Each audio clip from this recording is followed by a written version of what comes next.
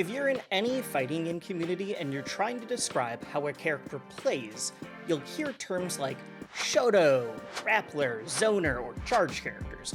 And these are all archetypes of playstyles. But in platform fighters like Smash, these archetypes aren't as nearly neatly defined. Sure, you've got basic definitions like Zoners, who like to throw stuff at you the entire time. But like, what kind of archetype is Fox? Because it's not just Fox that's doing the whole laser blip blip high APM thing. Falco, Zetterburn, Wolf, and Garfield all share the same base game plan. So today, it is time to talk about space animals, or species. In the future, I'll cover other archetypes too, so if you're interested in that kind of stuff, go ahead, you know what to do. All right, first, I gotta address the fox in the room. Space animals? That's the name we went with? The name space animals, or species for short, comes from the origins of the character, Fox and Falco in Super Smash Bros. Melee. Yeah, I mean, Fox was in Smash 64, but the full archetype was solidified in Melee by these intrepid animals from space with metal legs and R-wings. You've seen those memes about what people think Melee is like? This is why. Spacies play the game in an exhilarating way. Their style of play is fast and explosive, and their combo food downside means they are always one touch away from death. A ton of other games have taken this format and put their own spin on it. And it's become an archetype all to its own. Frequently you'll see a new game and hear people proclaiming a character as the fox or the spacey of this game. Garfield is a space animal, is a real, honest-to-God statement that I have heard, and you know what? It's correct. But what actually defines the space animal? While doing research for this video, I discovered that I couldn't find any agreed-upon set of characteristics. No, this is what makes the space animal tick design talk. Everyone is just going off of vibes. No one's actually defined it before. So I did the only reasonable thing I could do. I made it myself. Armed with a starting definition, a list of community-suggested characters, and a bunch of playtesting across a ton of different games, I noted what felt like a spacey and what didn't, keeping some and removing others. Some playtests changed the character lineup, but other tests forced me to edit my list of what I thought were the necessary attributes as I'm attempting to make a comprehensive definition of what makes the space animals tick. So what are our attributes for our archetypal spacey? Archetypal? Archetypal? I don't actually know how to pronounce that word. Based on Fox and Falco in Melee, we have 5 standard characteristics: shine, projectile, combo food, movement tool special, and committal exploitable recovery. Every spacey has these in some manner. Some of these are cut and dry, but often they're combined with other playstyle designs for some added flavor. And I'll go over some of those close but no cigar characters later too. So, let's go over each of these attributes, starting with the most iconic of them all, the shine. If you know anything about spacies, this is it.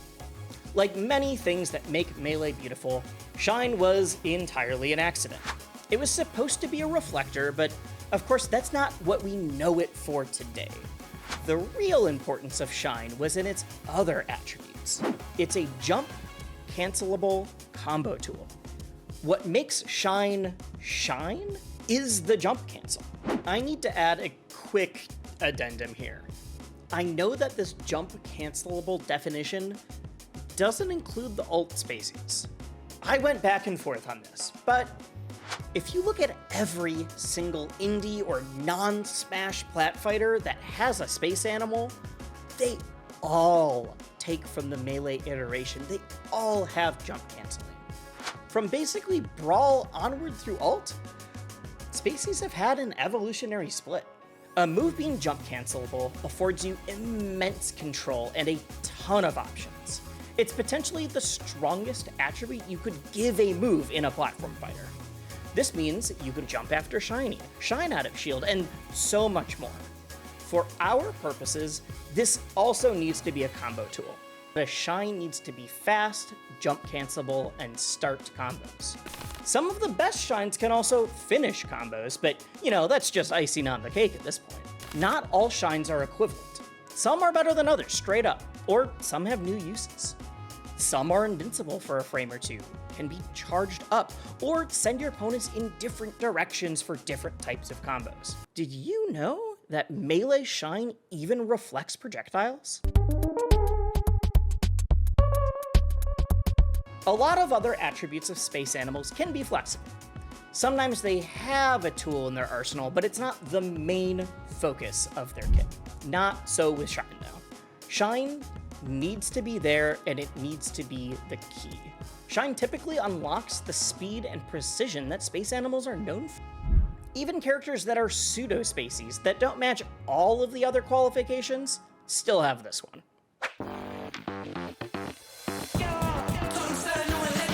This one's fairly easy to define. You just gotta have a projectile. It's often a laser, but this can basically be anything. This is typically what allows species to set the pace for a match. Fox can force his opponents to approach him with quick, non-committal damage. Falco's locks people down. Fishbungeon's dumbbells terrify offstage opponents, fitting his more heavy-hitting, slower playstyle. And this is actually what knocks El Tigre in Nickelodeon All-Star Brawl 2 from a space animal to almost. He's a pseudo-space animal. He's got the rest of the qualifications that we're talking about, but he lacks the projectile. And I'll keep using him for some examples, but he doesn't truly count. Next, we have what makes space animals fun for the rest of the cast to play against. It's so easy to combo them. Now in Smash titles, this is because they're fast fallers, which means they literally fall faster than the rest of the cast, making them easier to juggle and combo. It's important to note that fall speed is different than weight. Fall speed is how quickly a character travels. Weight changes how far they're sent, or how much knockback they take. So while this doesn't necessarily mean they're easier to kill, like a Puff or a Pichu, it's easier to get to the higher percents in the first place. Usually they are on the lighter side, although some takes on the spacey archetype fits them into a more powerful, slower, heavier mold like Wolf. This is the space animal tax. You want to play a character that has a huge variety of options, strong kill power, and some of the most powerful tools in the entire game? Everyone else gets to combo you. You get to combo you. It's just part of the package. The next two characteristics go hand in hand, and honestly were the two that went through the most revisions and rewrites, so we're gonna cover them at the same time. These are 1, a movement tool special, and 2, an exploitable recovery move. So, starting with the fun part, the movement tool. Whether it is the classic illusion, a dive bomb, something evasive, or a burst kill move, mobility is a huge part of the space animal kit, and a bespoke movement option is part of the package deal. Usually this is a standard lunge with a hitbox. The best of these movement tools are ones that you can edge cancel, speeding up the game and, just looking cool in the process. A few games have started to push the mold a bit though. The character that bends this the most is actually Garfield. He doesn't have a singular movement tool special beyond his general recovery. So why does he count? Well, he has the Sugar Rush Install Special, a mode where his speed, jump height, up special height, and fall speed are all increased. So his movement tool isn't one move, it's applied across his entire moveset. This all ties into the final attribute, which is a committal exploitable recovery. This is a different discrete point than the movement tool special, but if someone's special was significantly more lenient and was key to their overall survivability, I'd be hard-pressed to consider them spacey. I'll clarify that in a moment, but just remember, this doesn't mean they have a bad recovery, just an exploitable one. Garfield and Fishbungeon both have arcing recoveries that end in a punishable dive bomb. Spaceys and Melee might have hundreds of possible angles, but once they launch, they're stuck in a straight line. Hit them again and they're probably dead. Space animals aren't going to be flying around or floating back to stage. To illustrate this, let's look at Pit and Falco in Project M. Both have movement side Bs and upwards recovery up specials. In fact, both have extremely linear up specials with notable drawbacks. Falco is locked into a direction and doesn't go nearly as far as the rest of the cast. Pit's is the same. In fact, Pit's only goes straight up.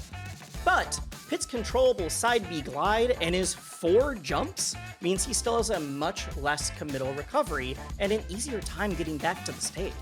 It took a lot of tweaks and changes to get to these definitions. If you go from the origin of this archetype, Fox and Falco and Melee, I initially said you need a burst movement tool and an angleable recovery special.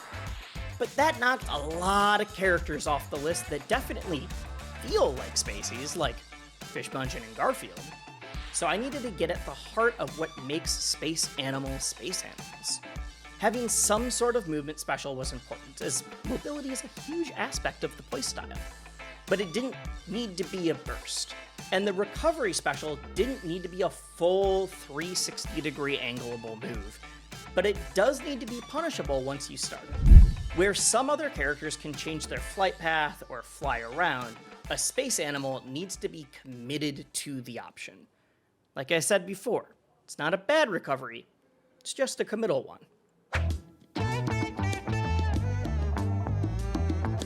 So now that we've gone over what defines Spaceys, I want to go over some of the more unique takes on the concept. You've got the traditional space animals, but what about the weirdos? The ones that combine space animals with another concept, or the ones that are so close to being a spacey, but are missing one key tool.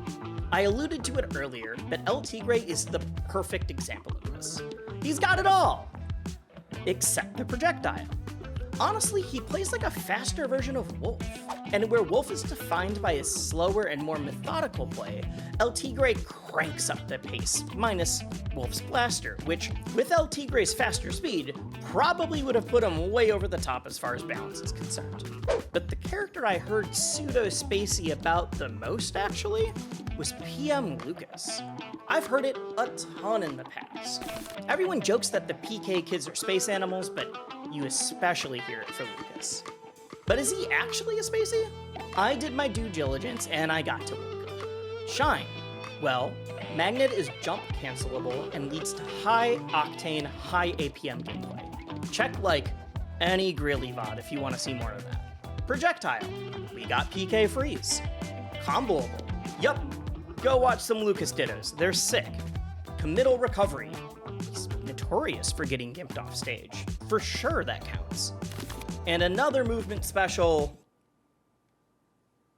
Try as I might, I just can't let Lucas out of the pseudo-spacey containment unit.